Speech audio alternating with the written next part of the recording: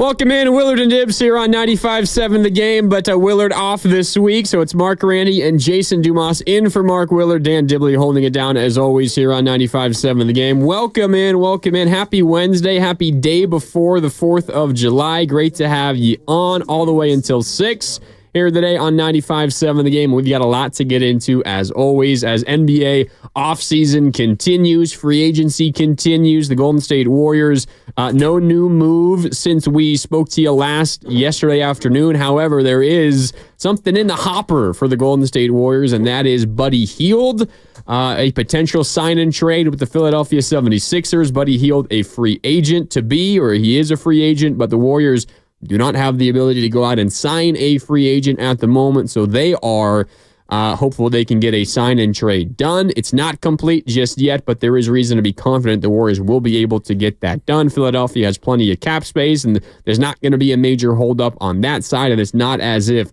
Buddy Hield is going to demand a ton in return. So that seems like it's very, very possible. You add on to that what the Warriors did earlier this week with D'Anthony Melton and Kyle Anderson. You've got the beginnings of what could be a good free agency period, guys. We'll talk about that. We've got some more Klay Thompson think pieces that have been published, as we were just talking about on the crossover with Steiny and Goo, Ramona Shelburne and Kendra Andrews of ESPN, Sam Amick of The Athletic, even our old friend Logan Murdoch from The Ringer put out a piece, a long piece on Klay Thompson. It was the one that you mentioned, Dibs, on the SF Gate. We don't need to get into that. A lot of things coming out here about the Warriors and specifically Klay Thompson, and we'll get to all of that before we're done today, guys. But welcome in. It's good to be with you guys once again. Hope everyone's staying cool. I know, Jason, you're fine with this 100-degree weather, but off-season so far for the Warriors. What are we thinking? Overall, you lose Chris Paul, you lose Klay Thompson, you lose Lester Quinones, some other small pieces. You make a couple of draft picks. You get Lindy Waters. You draft Quentin Post. But the big additions, D'Anthony Melton, Kyle Anderson, and Buddy Hield, with the question mark next to Buddy Hield. But it seems likely. What do we think? What do we think of the Warriors offseason so far, guys? B. I mean, when they lost Klay and lost CP3, and for a hot second it was looking like they were losing both of those guys for nothing, it was way more worrisome. But now I'm at the point where it's like, all right, Buddy Hield, D'Anthony Melton, and Kyle Anderson, all three good players. And it seems like the Warriors are setting themselves up for another move.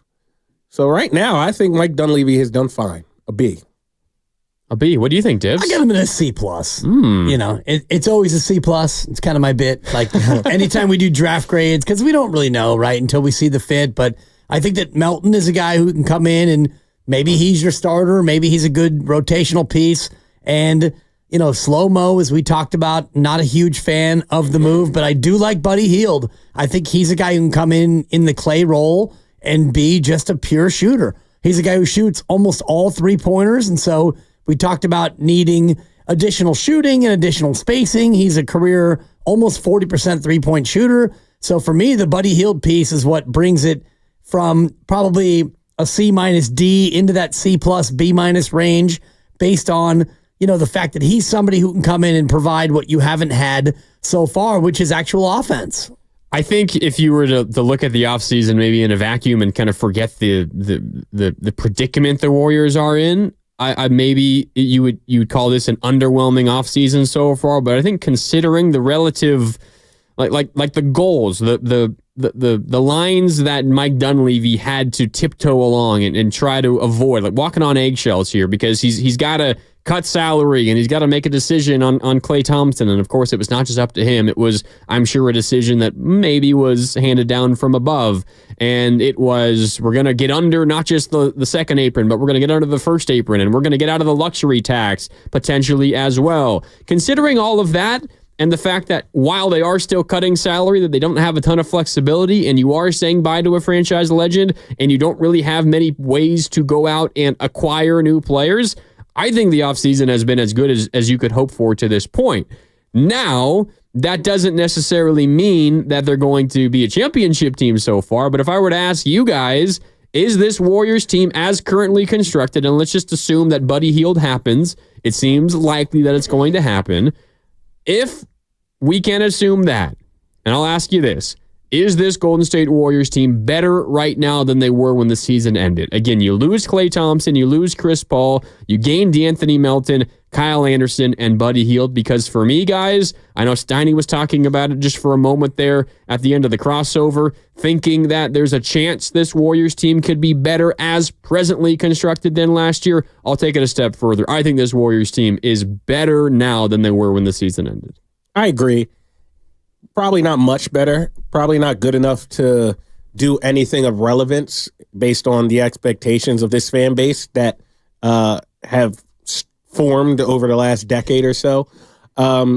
So yeah, I say better, but what does that really mean to these fans? You were the 10 seed. What does that make you? The 8 seed? 8, 7, 8. Yeah, maybe better, especially if you get better luck in some of the guys like Draymond staying on the court more, which you figured it can't get much worse than that, you would hope, with everything that went down with him in terms of suspensions last year. So I think it's a little better. And like I said, I don't think they're done. I do not think they're done.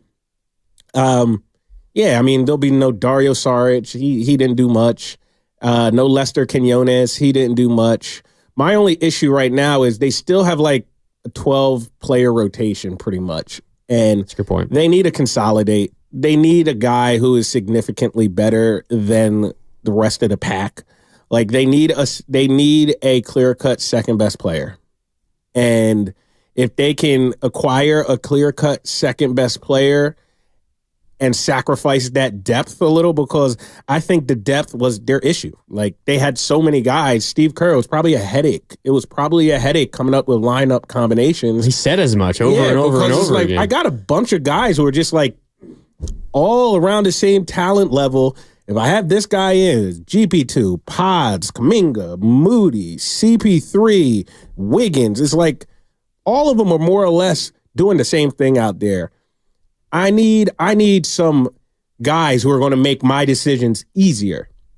And that's what they need to do. Like if the season starts with this roster as currently constructed, do I think it might be a little better? Yes, but I think they'll run into the same issues. So I am hoping that they are still making moves behind the scene. And like I said it yesterday, I gave Mike Dunleavy a vote of confidence. I still have it. I think he's going to make something else happen. So as currently constructed, yeah, marginally better, but what does that really mean? Right, and marginally better, and I think you hit on it, Jason, just the idea of, too many pieces, not enough frontline guys. You've got right now with this roster, assuming Buddy Hield is there, you've got Steph, and then you've got probably 9 guys who are between 2, 3, 4, and 5 on your roster, and so you don't know who you're going to have. And it's kind of like last year where, is it going to be Wiggins? Well, it wasn't. It was Kuminga for a while. It was Klay for a touch. And then Draymond was gone for a month and a half. And then you had all these other pieces. Nobody could ever get into a flow.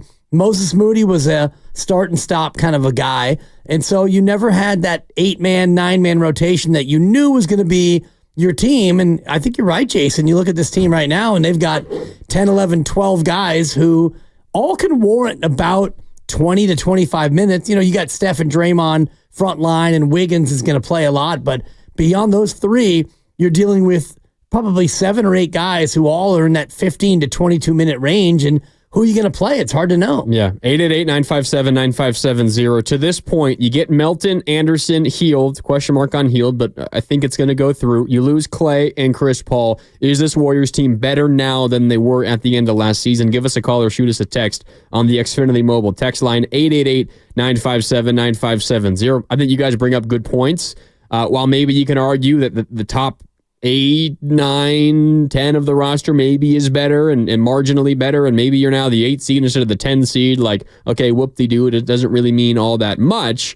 But you are right that I could very, very easily see this Warriors team, this iteration as it currently is constructed, run into the similar issues they ran into this past year. And there were so many times where it wasn't just that Steve Kerr had to choose who was in the rotation any given night or any given month of a season, because you want to try to give players a runway, but it was exactly that. It was that you weren't able to get anyone of those kind of fringe guys fighting for spots in any kind of rhythm. And you weren't able to allow someone to grow. And it's maybe been the biggest criticism of Steve Kerr the last couple of years. It's been the way that he's handled minutes for Kuminga and Moody, and even earlier in the season last year for Podziemski and Trace Jackson Davis. I mean, Dibs, I know I've brought this up on this show a number of times. The only reason Podziemski started playing last year was in a game where Steph was out and where Draymond and Clay got ejected the first minute of the game. Right. And you were like, well,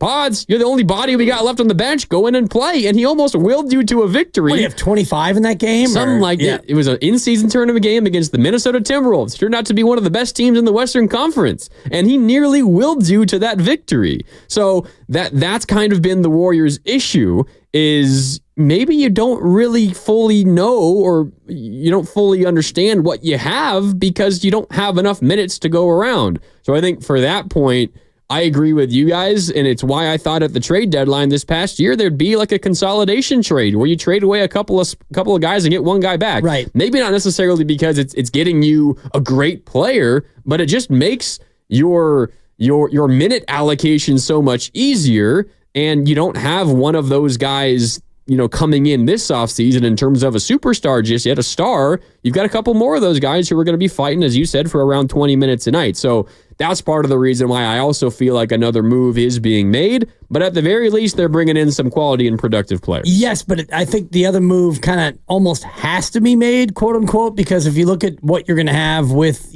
Anderson and Melton, and you add Buddy Hield, and you've already got, Steph and Draymond, and you've got Wiggins, you got GP2, you got so TJD, many wings. you got Podziemski, you got all these other pieces like Jason was saying, and you start to think about how you're going to allocate minutes when everyone's healthy. And I know you're not going to have 82 games of all 12 of your top guys being healthy, but when you get into that situation, it's going to be hard to figure out how you're going to make that work. And I think Moses Moody, again, was the guy last year who was the odd man out. When everyone was healthy, he was the 11th man. And when you had injuries, he was the 8th man, 9th man, and he played great. And then you had guys come back from suspension and from being hurt, and then he got shuttled back to that 11th spot. And I know that Moses is in a situation where he's looking for that extension. He won't get the Kuminga money, but he's in the same boat, right, as far as, getting that extension. So if I'm thinking about being Moses Moody and I look at all these moves and I look at my spot on this team, thinking about last year. I'm thinking about somewhere else. If I'm Moses Moody and I see Hield and I see Anderson and I see Melton and I see all these guys who are already ahead of me, I'm thinking, I'm going to my agent and saying, hey, get me out of here. Get me somewhere where I can show out and maybe get a 4-year, $60 million deal the next time around. Yeah, absolutely. And I mean, it's looking like this year Moses Moody is probably going to be in the same spot. I mean, they're down Chris Paul at the guard spot. They're down Chris Paul. They're down Klay Thompson, but they add DeAnthony Melton. Podziemski's going to play a lot. Obviously Curry's going to play a lot. Like, you wonder, where does Moses Moody go into that fold?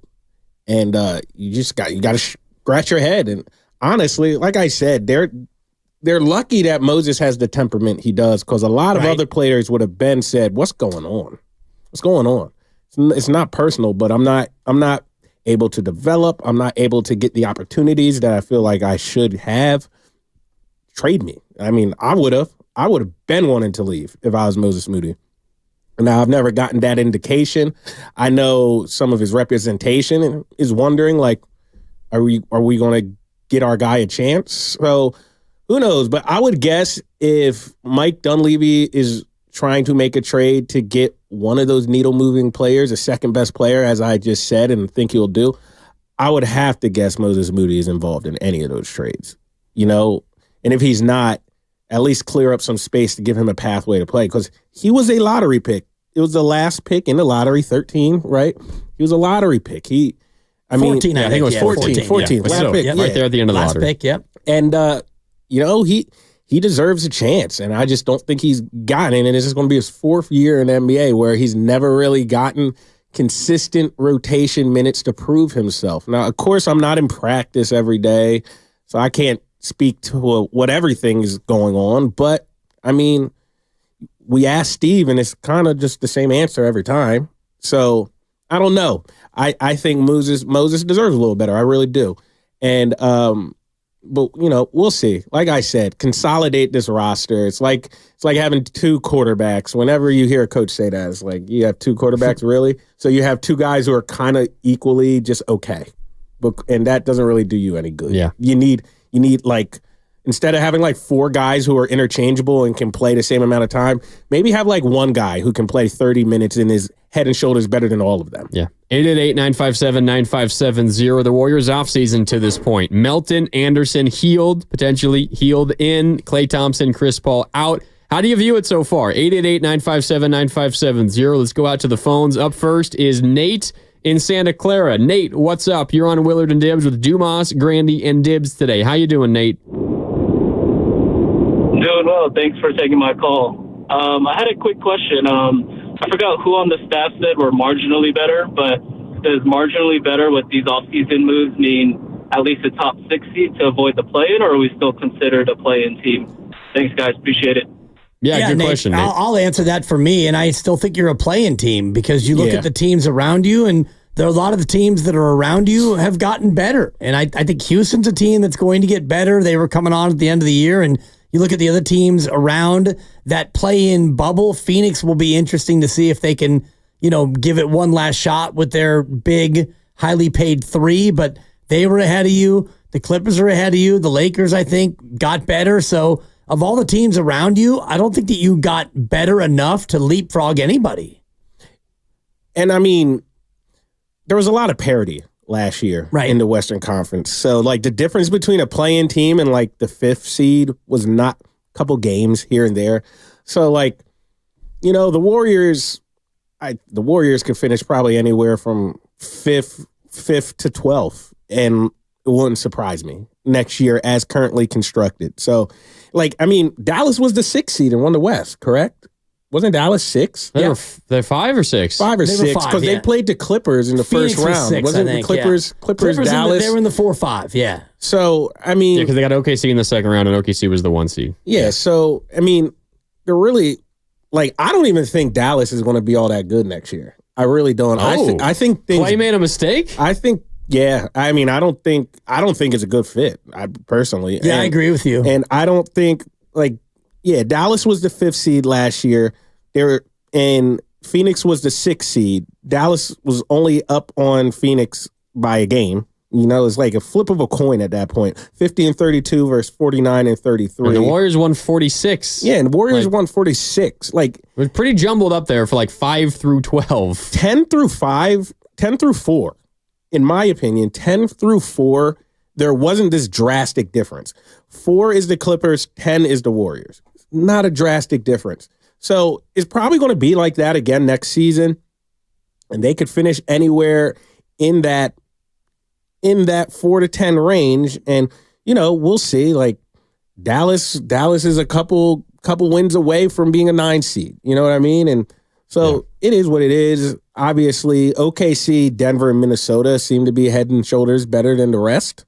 And then we'll go from there, because there was a 5-game gap between 3 and 4. That's kind of significant. But, but 4th seed had 51 wins. 5th seed had 50 wins. 6th seed had 49 wins. 7th seed had 48 wins. Like, well, yeah, I wouldn't imagine the Clippers are going to be better. I don't feel great. I don't feel great about the Lakers moving forward. Honestly, if I'm being honest, there, Suns, that's a major wild card. If they can figure things out, who knows? But you guys are right. There are some other teams that missed the playoffs that will likely be better. Houston, the Grizzlies, San Antonio will be better. Maybe not a playoff team, but they will be better as well. Does DeJounte make New Orleans?